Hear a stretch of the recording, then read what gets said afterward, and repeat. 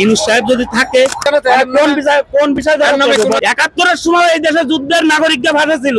আপনারা ৮ দিন ক্ষমতায় বসে পারলেন না, আপনাদের জন্য সচিবালয়ে আগুন ধরে যাচ্ছে। আজকের বিএনপি আসবে, কালকে আওয়ামী লীগ আসবে, কালকে জাতীয় পার্টি আসবে, পরের দিন জামাত আসবে। গণতন্ত্র বুঝায় আপনি, আমি, মুরব্বী, ফুটপাতের ভিখারি, আমি দেশে যাচ্ছি এখন ৩ মাসের ভিতরে।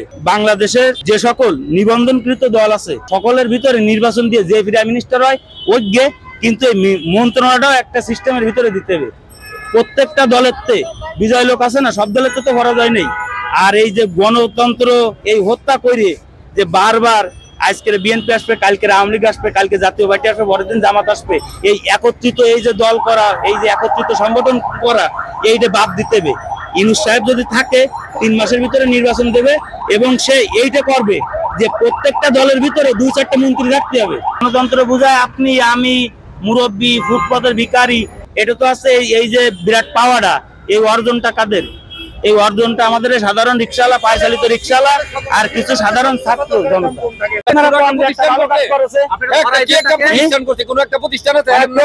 কোন বিষয় মূল অভিযোগ কেন? ৫০০ টাকা করে ক্যাম্পের বাজারে বসে বলে হিরোইন কাছে তাকে ডাইয়ে নিয়ে আসে হাইকোর্টের সামনে মানববন্ধন করায়। আজকের অটো রিক্সা সারা শহর জুড়ে চলতেছে। আর আমার এই গরিব বাচ্চা, এই যে মুরব্বীরা ৭১-এর সময় এই দেশে যুদ্ধের নাগরিককে ফাঁসেছিল, ২৪-এও যুদ্ধে এই দেশের নাগরিকের ফাঁসে রয়েছে, সাধারণ ছাত্র জনতার ফাঁসে রয়েছে। তাকে পেটে লাথি মেরে দিয়ে কি এত বড় সচিবালয় গুছাচ্ছে? এই তো দেশের আগুন ধরায়। শেখ হাসিনা প্রমাণ লুফাটের জন্য, শেখ হাসিনা স্বৈরাচার, শেখ হাসিনা চুরি করে খেয়ে চলে গেছে, সে প্রমাণ লুফাটের জন্য, দালালি করার জন্য সচিবালয়ে আগুন দিয়েছেন। আগুন ধরলেন না সচিবালয়, আপনারা ৮ দিন ক্ষমতায় বসে পারলেন না, আপনাদের জন্য সচিবালয়ে আগুন ধরে যাচ্ছে। কোন ধরনের হিসাব? আমাদের সরকারি যত মেডিকেল কলেজ আছে প্রত্যেকটা জায়গায় আপনারা সাংবাদিক কি ইউটিউবার এইটা আমরা দেখবো না। আপনারা আমাদের সামনে ক্যামেরা ধরেছেন, মাইক্রোফোন ধরেছেন, ধন্যবাদ আপনাদের।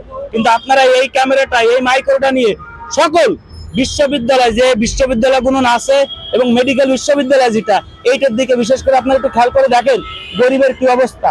আপনারা এই নিয়ে অনেক নেতৃবৃন্দ আসে, এই নিয়ে ভাষণ দিচ্ছে, নির্বাচন দাও, দাও, তা দাও। আপনারা কি জানেন এরা কারা? যদি ওই সে পাকিস্তানি নাগরিককে যদি আমরা রাজাকার বলি, তো এরাও এই দেশের রাজাকার।